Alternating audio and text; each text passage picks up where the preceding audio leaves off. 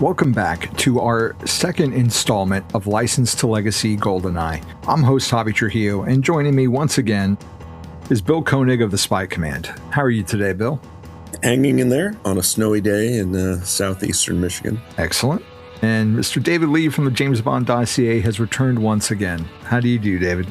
I'm doing okay, thank you. Probably this would be a good point to have an ad by Lemsip or somebody like that. Probably you don't have that in America. No, I was going to say, what is that? It's a cold remedy. Gotcha.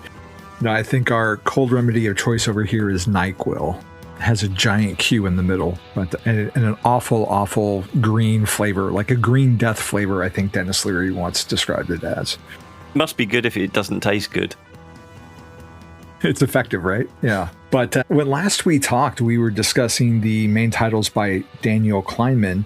We're going to go back just a little bit to like the pre-production of the movie. This was filmed at Leavesden Studios, which is a new studio space at the time that the production helped shepherd when Pinewood, Bond's traditional home, became unavailable. There's a Goldeneye secret files on one of the DVD versions and on the digital version where they're like, Pinewood wasn't big enough, so we had to go build this studio. They converted an airline hangar into the studio, but I mean, maybe it wasn't big enough, but also it was being used. So they had to think of something else to go film at.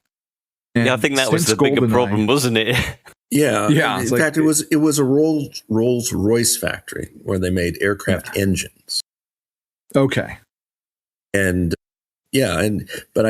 it had been closed, maybe? I'm not positive on that. Yeah, I think it was defunct at the time they took it over, if I'm not mistaken. So you had a lot of space that the art department could play around with and turn into they could do whatever they wanted. Yeah. And since Goldeneye, it's been home to so many movie productions like Star Wars Episode 1, The Phantom Menace, all the Harry Potter movies, multiple superhero movies like The Dark Knight, The Batman, Spider-Man Far From Home, Wonder Woman. I'm leaving movies out because there's so many. Warner Brothers took it over.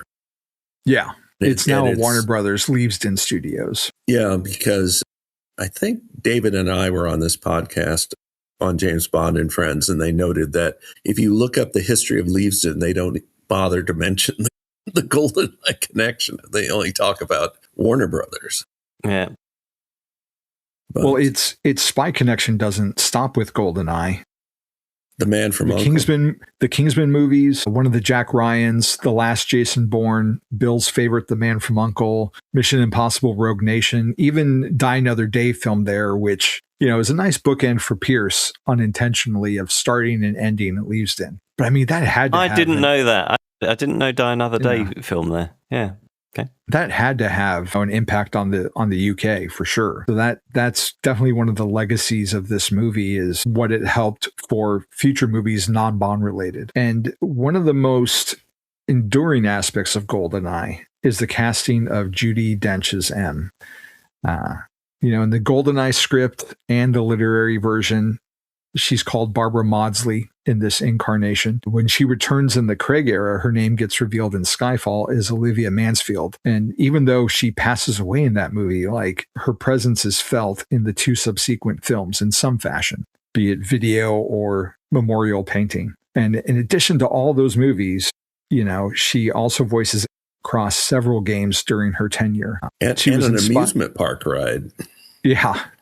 At Kings Island in Ohio, as I was there. And she, you could actually see her on a video screen and then, kind of setting you up for the ride.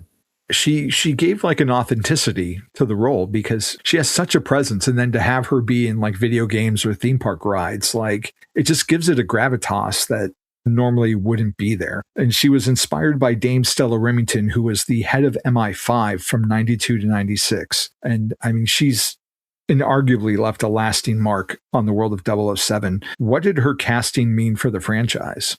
Just real quick about Stella Remington, I believe she passed away recently. I mean, the last year or so. Because I remember I remember reading the obituaries and noting that she was the inspiration for Judi Dench's. And it was a big change. In fact, it was such a big change that, continuation novels adapted it. Raymond Benson's continuation novels incorporated her version of M into his stories. Yeah, I mean, it was a huge impact. It was something people weren't expecting necessarily, and you're restarting the series after 6+ years, and so it's something else to draw more attention as you're trying to revive interest. Yeah. I'll tell you something funny about it. It's not really an impact on the franchise, but it was an impact on me for a time, because I've been running this James Bond newsletter since about 2007, 2008. I don't remember exactly how long. And in the early days, I used to just sign it off as M. And one of the things that I found was that the younger people who were signing up to it assumed that I was a woman. And then the website started out just focused on Fleming's Bond. It didn't feature the films at all, and I mean that came fairly quickly afterwards. But for me, I always imagined M as he is in the books rather than the films. And then I sat down and thought about it. I thought, yeah, of course, anybody who's been introduced to the Bond films in Goldeneye or past is going to think I'm a woman. I don't know. At some point, I switched to my own name. It makes it a bit clearer. Well, Bill pointed out, Stella Remington, she passed away in August of 2025, so fairly recently. And another peek behind the curtain, it's December 10th as we record this. Judi Dench's birthday was yesterday. She turned 91. So I don't, it's kind of hard to calculate, how important she was. I mean, I remember there being a big deal about, Bond's boss is a female now, and even the characters in the movie point that out. But she has such, like I said earlier, such a fantastic presence to her, and she just commands authority and she gets some great lines because of her gender as well. Like, you don't have the balls to do that. And, she's like, I don't have to think with him either. Also with that one scene where Bill Tanner, Michael Kitchen, is dissing her, and he doesn't realize she's the evil come queen up behind numbers. him, and Bond's trying to go and I forget her line. If I wanted sarcasm, Mr. Tanner, I'd talk to my children. Yeah.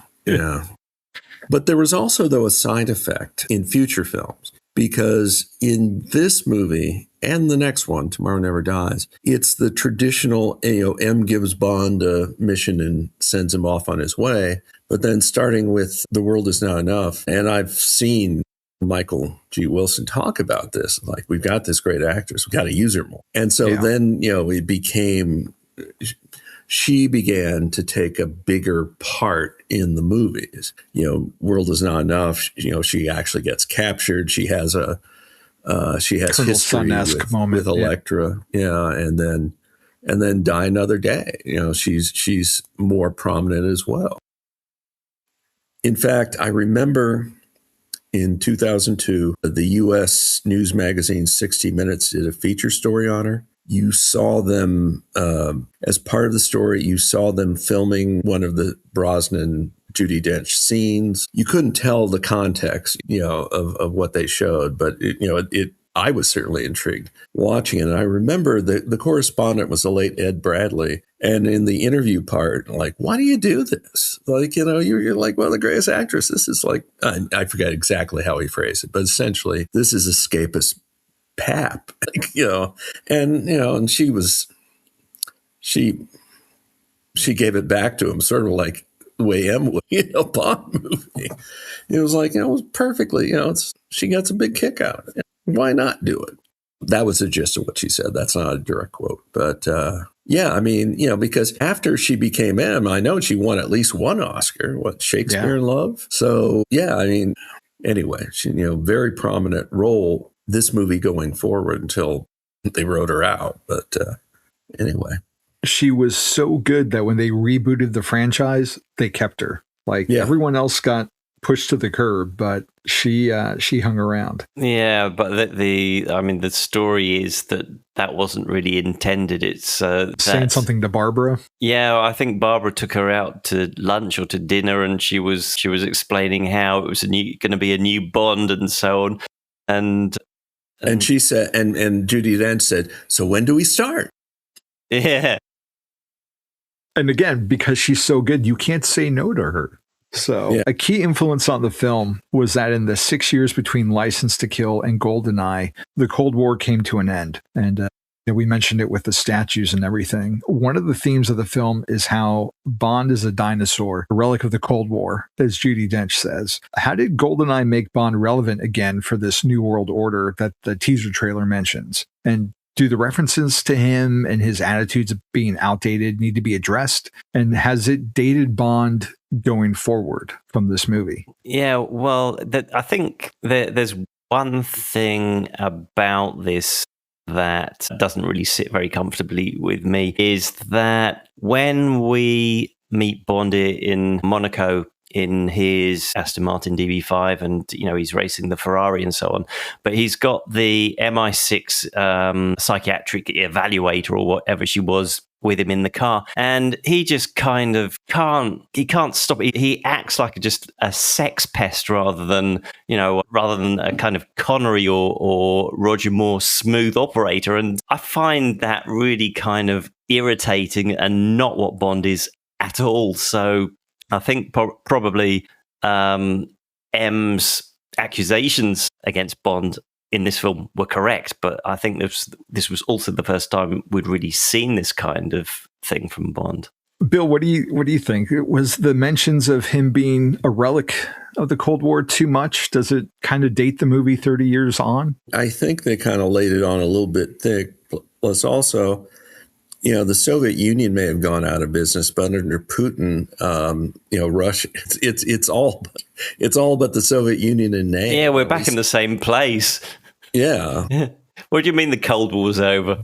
Yeah, exactly. I thought it was a little thick, particularly the misogynist dinosaur line, which I think was a Bruce Fairstein bit idea. Real quick, we see Bond drive an old DB5. Oh, we're going to talk about that. Don't you worry. Okay, I was going to say at that 1994 convention, it concluded with a short video. Here's what you can expect from Goldeneye. And here's this brand new Aston Martin that's going to be in the movie. Yay. And then also, and here's this thing that's suspended from a helicopter that cuts tree branches. Yay. Well, of course, neither one ended up being in this movie. The tree cutting thing, of course, did show up later in The World Is Now Enough. But what happened was there was a studio executive named John Calley, Calley, and he's going, Aston Martin doesn't give us a whole lot of product placement ability. And so that opened the door for BMW and that Roadster. Now, supposedly that Roadster had all sorts of gadgets, but we didn't see them. It was, it was stated, but, when Bond gives the keys to Jack Wade and be careful, don't touch the buttons. But we never have a good idea what the car is capable of doing. BMW ended up being in 3 movies, but John Calley did not endear himself to Barbara Broccoli. And I think it was Baz Bama Boy had a story that, that supposedly Barbara Broccoli called Calley an asshole. Anyway, but but that gives you an idea because that video was done in time for a convention in, late October. And they were going to film starting in January. So a lot of things still weren't locked down. And the car was one of the things not locked down at that point.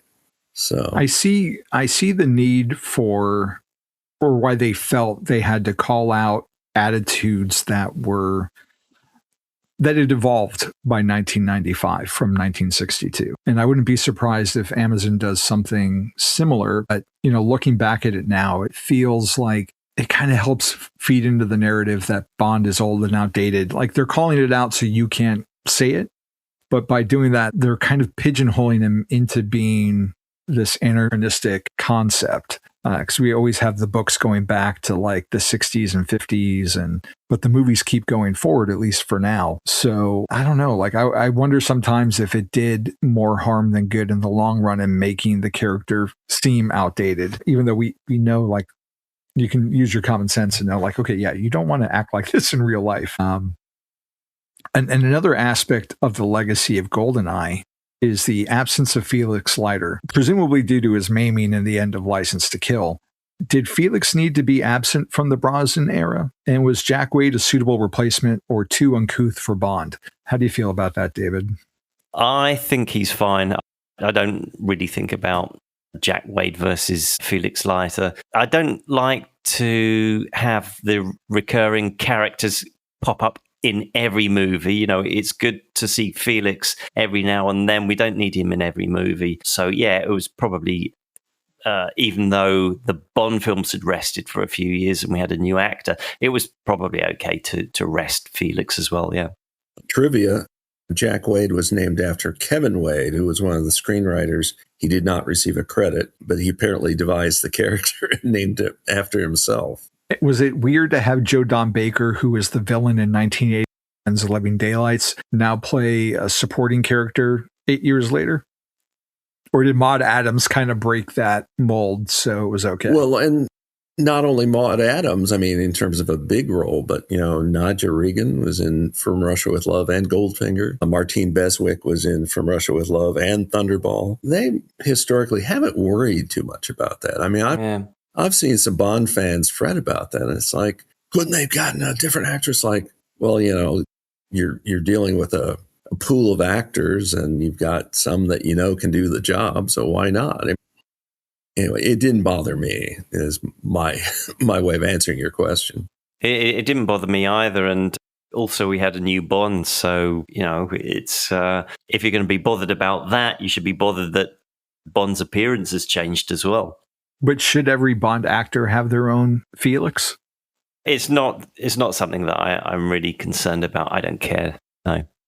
So Goldeneye was also unique in that it revived the DB5, now a personal vehicle for Bond, and was the first to have him driving the BMW the Z3 in a promotional partnership that lasted for 3 movies. Was the move to BMW, a non-British manufacturer, a good move for a Bond car? What are your thoughts on that, Bill? The British auto industry has been affected by a lot of factors. You know, Jaguar and Land Rover owned by a company from India. You know, Bentley is owned by a German company. Didn't bother me any. I suppose there were some hardcore Bond fans, particularly if they are also into the novels, because, you know, the literary Bond wasn't too fond of Germans, but definitely a product of his time, I would say. Yeah, exactly. No.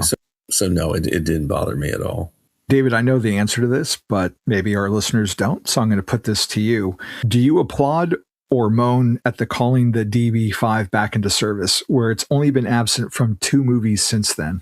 Yeah, this was the beginning of a long streak for the DB5. I mean, I don't mind having the DB5 back every now and then, but when it is just every film, it's just too much. It was unrealistic to see, in quotes, DB5s racing around Matera like in the way that they were, or it was.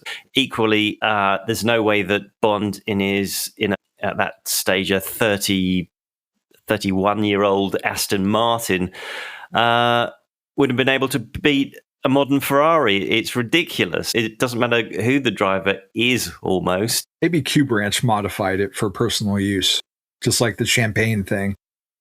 It must have been one of those carbon fiber BMW engined DB5s, Bill.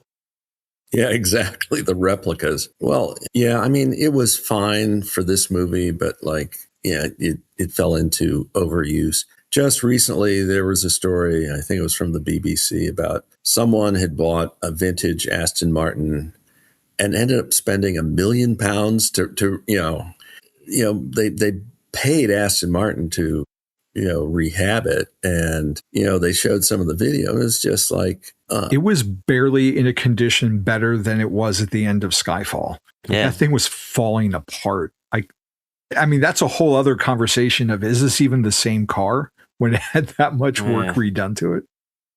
Yeah, well, it's like the old saying. It's like, yeah, this is my grandfather's hammer, except I replaced the head and I replaced the handle. And well, if you want to see an actual vintage Aston Martin, George Lazenby drove one in The Return of the Man from U.N.C.L.E. A guest on this podcast had owned it. He worked on the crew of that made-for-TV movie, and he volunteered his car, which he had bought for like $4,000. And like, you watch that TV movie, and it's like, that car is barely holding together. And I once heard Bob Short, he's the one-time guest, he was saying, at the time, the transmission's falling out. It was, at that point, it's not quite 20 years old. So imagine, going back to what David's saying about No Time to Die, imagine a 60-year-old Aston Martin. Like, no, I don't care how well you've maintained it. It's, it's not going to hold up. Mm-hmm.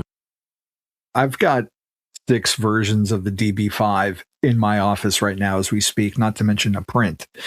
So going back to 1995 and Goldeneye, like, I was ecstatic to see that car again. And I thought it was a fun way to make it like, this is Bond's personal car now, and he gets different cars for missions, which I understand there's a financial aspect to it, but I appreciated how he would get a different car that was somewhat tailor-made for that mission, going forward, and it brought a different flavor to things, and how they would reinvent the Bond cars, and whether or not you got to see all the gadgets. Like, the One in the World Is Not Enough, Z8, you barely got to see some of the special features before it got totaled. But yeah, so that is the first time that BMW actually provides a decent car to Brosnan, though, and then it doesn't last. That was a pity. Yeah, I mean, the 750 IL is very businessman-like. Mm-hmm. It definitely isn't sporty like the DB5, but it was a rental. It's not a Bond car. It's not a Bond car. Yeah, I mean, if it's Bond going undercover, it suffices, but it doesn't have that panache, the sense of style that the DB5 brings on. And yeah, I mean, you see an Aston Martin anywhere, and unconsciously you just start playing the Bond theme in your head, don't you? Oh yeah, yeah. You don't do that for a BMW, whatever it is. Yeah. There's that great music cue in the Die Another Day teaser when the Vanquish shoots out of the gun barrel. And like, I hear that in my head every time I pass one on the road. I don't remember the model that was supposed to go in the movie originally, but it probably would have had a whole different impact on the rest of the series if they'd been able to use that instead of shoehorning the DB5 into this film. In this film, it works fine. Racing a Ferrari is stretching it, but it's a short sequence. So we are in a fantasy world, so right. I give it a pass.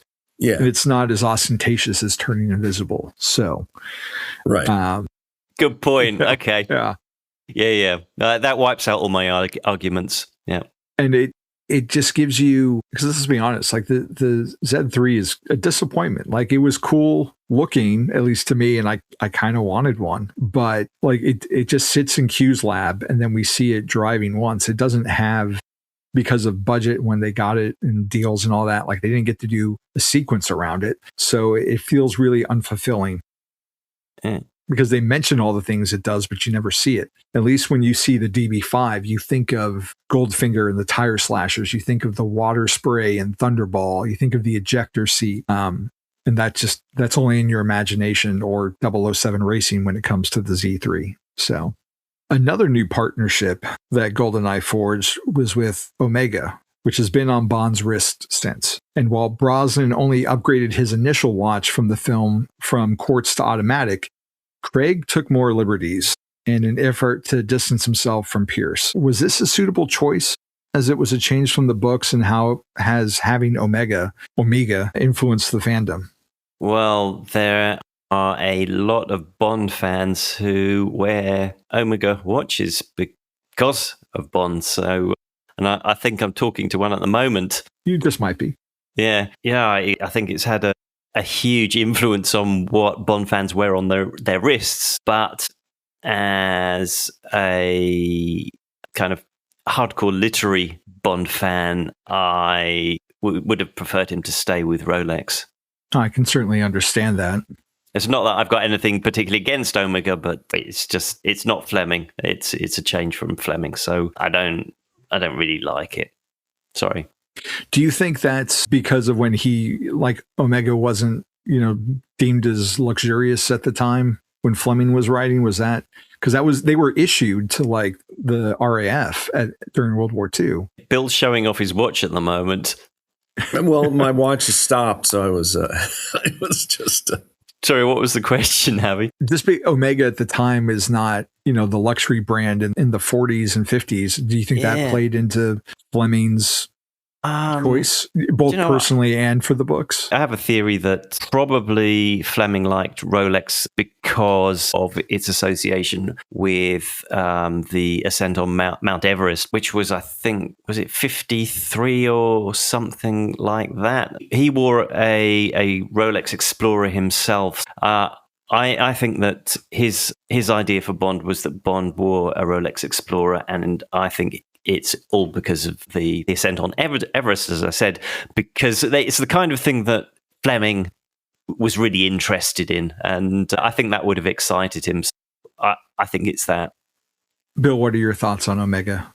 I think this opened the door. Up until this movie, you knew that Bond wore a Rolex, but it's not like they showed it off that much. There's like an insert shot in Goldfinger, for example, when Bond's checking his watch, see how much longer the explosive will go off. But you didn't really see it a whole lot. Now it's like, there's all sorts of insert shots showing off the Omega, like, in the pre-titles of Skyfall, for example. They make sure that, they get that in there.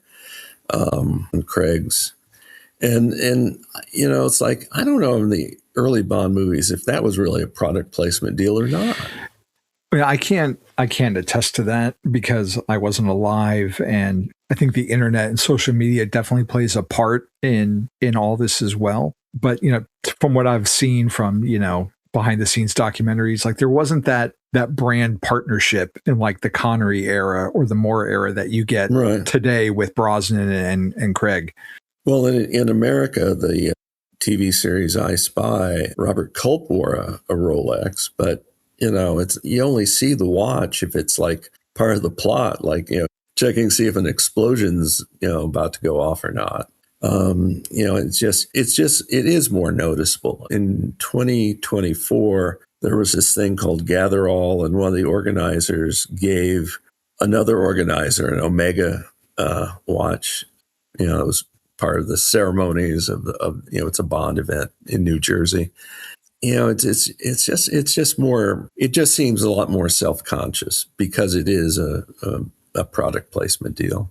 Yeah, it's like in Casino Royale, you get a mini advert in the middle of it. Yeah, which caused all of us in America to be like, Omega, thought it was Omega. So, David, mentioned it slyly. It had a profound impact on me. I wanted that watch so bad, and I found a knockoff at Target, of all places, for their brand called Morona that had the wave dial on it. The bracelet looks similar, but I didn't know anything about helium escape valves or how I could find a watch. I'm like, why do no watches have that valve? And the internet played a big part in it. Do you find that you use that valve very often?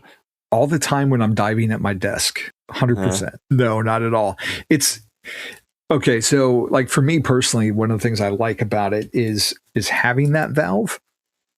I don't use it. I haven't gone scuba diving, but it's part of that connection to the movies. Because when I look at it, it's fun to kind of twist it or just, put my fingers on it. But it speaks to the whole gadget watch idea of it. Because I look at it and I think of Tomorrow Never Dies, how he uses it, for the timer, or in Die Another Day where he uses it for the explosives. And, it's just one of those moments where if I'm just looking down at my watch and I think of, holding it and the piton shooting out of it or the laser coming out of the bezel, or it connects me to all these movies, even Casino Royale, when it's a knuckle duster in the final battle. Like I think about that a lot, and it just kind of gives me that escape from whatever I'm doing at the moment, and takes me into that little Bond fantasy world. And it took a long time before I got one, and I don't have one from this particular movie. It's a ceramic model before they went back to the waves. But I mean, I have this watch because of its connection. Like I look at the bracelet and I think of Brosnan. I look at the bezel and, it looks like the Planet Oceans from Craig's era. And it even has the same movement as the watch in Casino Royale. And George Lazenby wore this watch, the watch that I have in his Becoming Bond documentary. So like I'm connected to 3 James Bond actors every time I look at the watch. And it's a part of my fandom that's literally with me every day, except for when I had to send it away a few months ago for service. And that was agonizing for me. And I've got a video coming as soon as I edit it about that. So it was a huge influence. Can I tell you a secret about scuba diving and watches? Yeah. Nobody uses watches anymore. You use dive computers, and because, depending on what computer you have, it can monitor your air intake. It monitors your depth and calculates how much time you have got remaining based on air and on nitrogen saturation. So nobody who's serious uses a dive watch. I can see why. I was just also going to say about Rolex. They have some partnerships, but it seems to be more in terms of sporting events, like Formula One auto races, like major golf tournaments, Scoreboard has a facsimile of a Rolex watch face. Or Tag Heuer now. Yeah. Whereupon clearly Omega has used the Bond connection to basically essentially say we're just as good, if not better, than Rolex. I mean, I think they use it differently. Yeah. And there's a difference between how it got displayed in the Brosnan era versus the Craig era, where, to your point, Bill, it is more like an advert, versus in the Brosnan era, it's always on and you see it, but it's not the focus unless it's to show the gadget he's using. But it's even been highlighted in the upcoming game First Light of him having Omega. And obviously, we don't know we're not privy to what the contracts are promotionally. But do you think that they should keep the brand for the next movie, or should they switch up to something else? Has its time come? No pun intended. It's fine either way for me. I just don't get that excited about the watches. Part of it is there was this on Facebook, a James Bond watches page, and they were just taking it too serious for my taste. So I just stopped visiting the page. It's like, now that I think about it, the most prominent with Rolex was probably Live and Let Die, because that was the watch with the magnetic field, and it could then also turn and be a saw. But yeah. There's a book I got for Christmas once, A Man and His Watch, that goes through all these famous people and the watches they had, like Steve McQueen, JFK, and one of the watches shown is the Live and Let Die one that you mentioned. And it's does not look as pristine as it did in 1973, but it's cool to see it, in that book. Yeah. Given that we have some still pretty big topics to talk about, let's put a pin in this conversation and pick it up for a part 3. That's kind of how big Goldeneye is. Gentlemen, anything to promote or let people know where they can find you? The best place for me is the Spy Command, hmssweblog.wordpress.com. And I am at thejamesbonddossier.com. And I am the Bond Designer Enough on Instagram. And that is going to do it for part 2 of License to Legacy Goldeneye. Tune in next week for the concluding chapter. Until then, the 007 files will return.